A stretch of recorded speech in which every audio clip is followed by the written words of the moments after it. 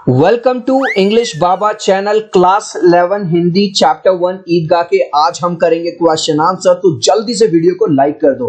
I hope children आपने video को like कर दिया है और अभी तक चैनल को सब्सक्राइब नहीं किया तो सब्सक्राइब कर दो सो दैट आपको हमारे सारे अपडेट्स मिलते रहें। क्वेश्चन नंबर 1, ईदगाह कहानी के उन प्रयोगों का उल्लेख कीजिए जिसमें ईद के अवसर पर ग्रामीण परिवेश का उल्लास मतलब खुशी प्रकट होती है। तो पॉइंट में लिखेंगे। नंबर 1, ईद की खुशी गांव के सभी लोगों के चेहरे पर दिख रही है। नंबर 2, गांव में खुशी का माहौल है और सभी लोग ईदगाह जाने की तैयारियां कर रहे हैं। नंबर 3, गरीब परिवार के लोग ईद पर होने वाले खर्चे से डर रहे हैं। नंबर 4, छोटे बच्चों को इस तरह की कोई परेशानी नहीं है, वो तो बस बार बार ईद पर मिले पैसों को गिन रहे हैं और ईद के मेले में जाने के लिए उत्साहित यानी एक्साइटेड है। यानी कि कुछ जो गरीब परिवार हैं उनको थोड़ा डर भी लग रहा है कि यार कैसे खर्चा चलेगा, लेकिन जो बच्चे हैं वो बिल्कुल बेफिक्र हैं, उन्हें कोई परवाह नहीं है। नेक्स्ट क्वेश्चन देखिए। उसके अंदर प्रकाश है बाहर आशा, विपत्ति अपना सारा दलबल लेकर आए, हामिद की आनंद भरी चितवन उसका विध्वंस कर देगी। तो चिल्ड्रन क्वेश्चन ये कह रहा है कि जो व्यक्ति पॉजिटिव रहता है, आशावादी रहता है, नेगेटिव सिचुएशन में भी वो हमेशा आगे बढ़ता जाता है, और एक ऐसा पर्सन जो थोड़ी सी नेगेटिव सिचुएशन में तुरंत नेगेटिव हो जाएगा वो वहीं पे रुक जाएगा या कोई गलत कदम उठा लेगा। तो हामिद जो है, हामिद के पेरेंट्स नहीं है, अब उसकी दादी ने ये कह दिया है कि तुम्हारे मम्मी पापा आएंगे, फिर भी वो पॉजिटिव बना रहता है। इस कोट से समझो कि जो लाइफ है उसमें दुख और सुख तो आते रहेंगे, कि लाइफ जो है भैया full of ups and downs है। तो if you stay positive in a negative situation you win. अगर आप नेगेटिव सिचुएशन में भी पॉजिटिव रहते हो तो आप जीतते हो। अब इस बात को हम कैसे लिखेंगे? जीवन में कभी सुख आएगा कभी दुख आएगा, बिल्कुल सही बात है। जो व्यक्ति दुख में भी पॉजिटिव यानी आशावादी बना रहता है वो कभी हार नहीं मानता और जीवन की कठिनाइयों को पार करता हुआ आगे बढ़ता जाता है। जैसा कि हमने इस कहानी में देखा कि हामिद के माता पिता उसके साथ नहीं है, परंतु वह हमेशा यह आशा करता है कि उसके माता पिता जल्द ही उसके पास लौट कर आएंगे। यही कारण है कि वह हमेशा प्रसन्न रहता है। नेक्स्ट क्वेश्चन देखिए। उन्हें क्या खबर कि चौधरी आज आंखें बदल ले तो यह सारी ईद मुहर्रम में बदल जाएगी। इस कथन का आशय स्पष्ट कीजिए। यहाँ पे उन्हें मतलब छोटे बच्चों की बात हो रही है कि छोटे बच्चों को ये मतलब नहीं है कि उनके घर में पैसा है या नहीं है, वो तो बस ईद की खुशियां मनाने के लिए बेकरार हो रहे हैं। जबकि जो गरीब परिवार हैं उनके घर में ये भी देखा जा रहा है कि ये त्योहार कैसा मनेगा। अगर गांव के जो चौधरी साहब हैं अगर उन्होंने पैसा नहीं दिया तो कहीं ऐसा ना हो ईद के सारे त्योहार की खुशी मातम में बदल जाए। इसी बात को अब हम अपने वर्ड्स में कैसे लिखेंगे? इस कथन में गरीब परिवार के बच्चों की बात हो रही है कि उन्हें यह नहीं पता कि जिस ईद के मेले में जाने के लिए वो सब इतना खुश हैं, उस मेले में जाने के लिए भी उनके घर में पैसे नहीं हैं। अगर गांव का चौधरी उनके घर वालों को पैसा उधार ना दे तो ईद का यह त्योहार मातम में बदल जाएगा। Next question. मानव भातृत्व का एक सूत्र है, इन समस्त आत्माओं को एक लड़ी में पिरोए हुए है। इस कथन का संदर्भ में स्पष्ट कीजिए कि धर्म तोड़ता नहीं जोड़ता है। तो चिल्ड्रन यहाँ पे बात हो रही है ईद पे पढ़ी जाने वाली नमाज की जिसमें सारे मुसलमान भाई एक साथ मिलकर नमाज पढ़ते हैं। सारे लोग अपनी दुश्मनी भुला के एक दूसरे से गले मिलते हैं, कोई ऊंच नीच जात पात की भावना नहीं रखता है। तो इसलिए यहाँ पे लेखक कहते हैं कि जो धर्म है वो तोड़ता नहीं जोड़ता है। इस बात को अपने वर्ड्स में कैसे लिखेंगे? इस कथन के माध्यम से लेखक यह कहना चाहते हैं कि नमाज के दौरान सभी लोग एक ही पंक्ति में बैठकर नमाज अदा करते हैं। देख रहे हो, सब लोग एक ही पंक्ति मतलब एक ही लाइन में बैठ के, चाहे अमीर हो या गरीब, सब एक साथ मिलकर नमाज पढ़ते हैं। ऐसा करने के दौरान किसी के मन में किसी के प्रति दुश्मनी का भाव नहीं होता। इसलिए लेखक कहते हैं कि धर्म तोड़ता नहीं है जोड़ता है। नेक्स्ट, ईदगाह कहानी शीर्षक का औचित्य सिद्ध कीजिए। क्या इस कहानी का कोई अन्य शीर्षक मतलब टाइटल होता है? अब देखो, कहानी में शुरुआत से लेके लास्ट तक ईदगाह की बात हुई है कि ईदगाह जाएंगे, नमाज पढ़ेंगे, ईदगाह में जो मेला लगेगा उसमें बच्चे खिलौने खेलेंगे। फिर क्वेश्चन पूछा गया क्या इसका कोई और शीर्षक हो सकता है? हाँ, क्योंकि वो बच्चा अपनी दादी के लिए चिमटा लेके आया था, तो एक और शीर्षक हम दे सकते हैं अनमोल तोहफा। अब देखो आंसर कैसे लिखना है। पूरी कहानी में स्टार्टिंग यानी प्रारंभ से लेकर अंत तक ईद और ईदगाह में लगने वाले मेले की बात हुई है। इसलिए हम कह सकते हैं कि ईदगाह इस कहानी के लिए सही शीर्षक है, यानी बढ़िया टाइटल है। इस कहानी का एक शीर्षक अगर हमें और बताना हो तो वह हो सकता है अनमोल तोहफा, है ना, प्राइसलेस गिफ्ट। क्योंकि हामिद अपनी दादी के लिए तोहफे में चिमटा लाया था।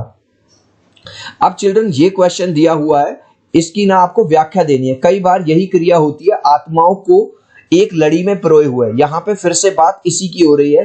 ईद पे जो नमाज पढ़ी जाती है, ऐसा लगता है कि बहुत सारी जो लाइट्स हैं वो एक साथ जल बुझ रही हैं, क्योंकि हमारे जो मुसलमान भाई हैं वो इस तरह से प्रेयर करते हैं, नमाज करते हैं कि एक साथ सजदे में उठते हैं और एक ही साथ झुकते हैं। तो ये ऐसा लगता है कि मानो एक साथ लाखों जो लाइट्स हैं वो जल रही हो या बुझ रही हो। इस बात को अब हम अपने वर्ड्स में कैसे लिखेंगे? प्रस्तुत पंक्तियों में प्रेमचंद द्वारा रचित ईदगाह से ली गई हैं। ठीक है, प्रस्तुत पंक्तियां कहां से ली गई हैं? प्रेमचंद जी ने लिखी है और ईदगाह से। इन पंक्तियों में ईद के मौके पर पढ़े जाने वाली नमाज का वर्णन किया गया है। क्या कहा गया है? लोग ईदगाह में के मैदान में एक पंक्ति में नमाज अदा कर रहे हैं। नमाज पढ़ते वक्त वो सभी एक साथ झुकते हैं और उठते हैं, तो ऐसा लगता है कि मानो बिजली की लाखों बत्तियां एक साथ जल या बुझ रही हों। फिर आप हेडिंग डाल दोगे, भाषा कैसी है? सरल, सहज और प्रभावपूर्ण है। उर्दू शब्दों का प्रयोग किया गया है। नेक्स्ट देखो, नेक्स्ट क्वेश्चन है, बुढ़िया का क्रोध स्वाद से भरा हुआ। इसका भी आपको व्याख्या देनी है। तो इसको समझने के लिए आपको पता होगा, हामिद जब मेला गया था तो मेले से अपनी दादी के लिए एक चिमटा ले आया था, क्योंकि खाना बनाते वक्त दादी के हाथ जलते आते थे। तो पहले तो दादी बहुत ज्यादा गुस्सा हो जाती हैं, लेकिन जब वो देखती हैं कि वो बच्चा अपनी दादी से इतना प्यार करता है तो वो भाव विभोर होने लगती हैं और खुश हो जाती हैं और रोने भी लगती हैं। अब देखो कैसे लिखेंगे। प्रस्तुत पंक्तियां प्रेमचंद द्वारा रचित ईदगाह से ली गई हैं। इन पंक्तियों में बताया गया है कि जब हामिद अपनी दादी के लिए चिमटा लाता है तो वो कैसे रिएक्ट यानी कि भाव विभोर हो जाती हैं।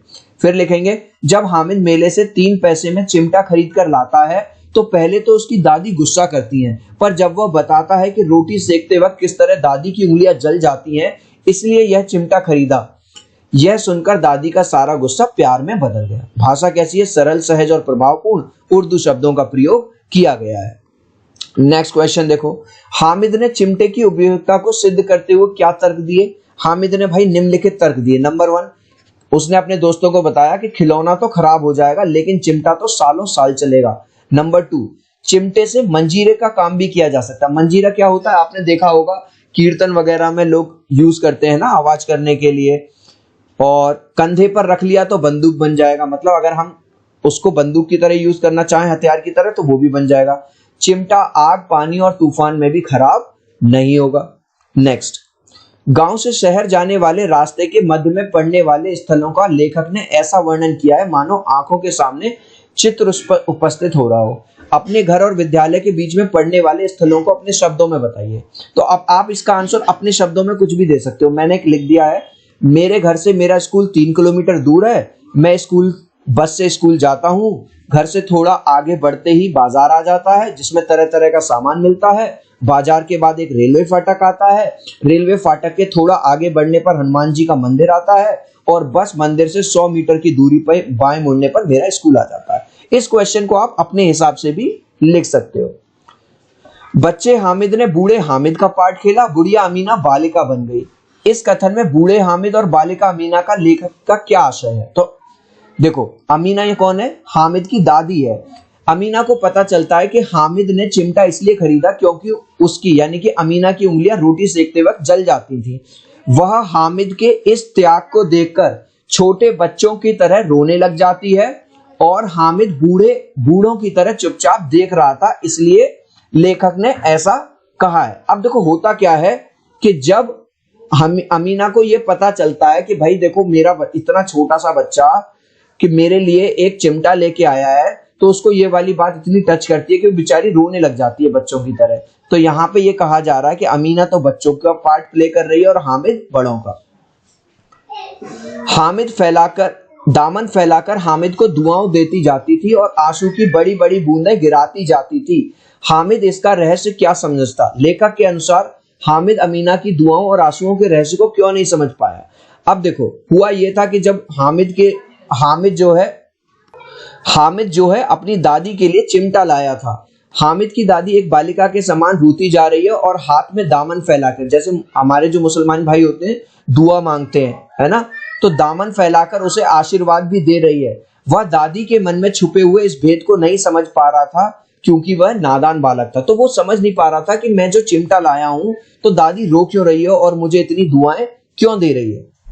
अब चिल्ड्रन लास्ट क्वेश्चन है, हामिद के चरित्र की 3 विशेषताएं बताओ। तो पहली विशेषता है कि भाई वो निडर है। हामिद एक निडर बालक है, उसकी दादी को चिंता हो रही है कि वो मेले में अकेला कैसे जाएगा। इस पर हामिद दादी को समझाता है कि तुम डरना नहीं अम्मा, मैं सबसे पहले घर आ जाऊंगा। दूसरा, वो समझदार है। हामिद बहुत समझदार है, उसकी दादी उसे मेले में खर्च करने के लिए जो पैसे देती हैं उससे वो क्या खरीद लाता है, चिमटा खरीद लाता है ताकि उसकी दादी की उंगलियां ना जलें।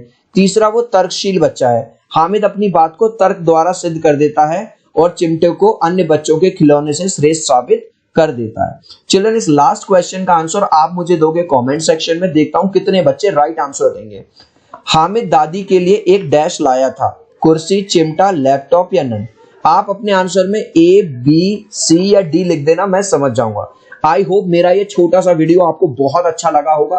प्लीज वीडियो को लाइक कर देना, चैनल को सब्सक्राइब कर देना। अब हम मिलते हैं अगले वीडियो में। Bye bye.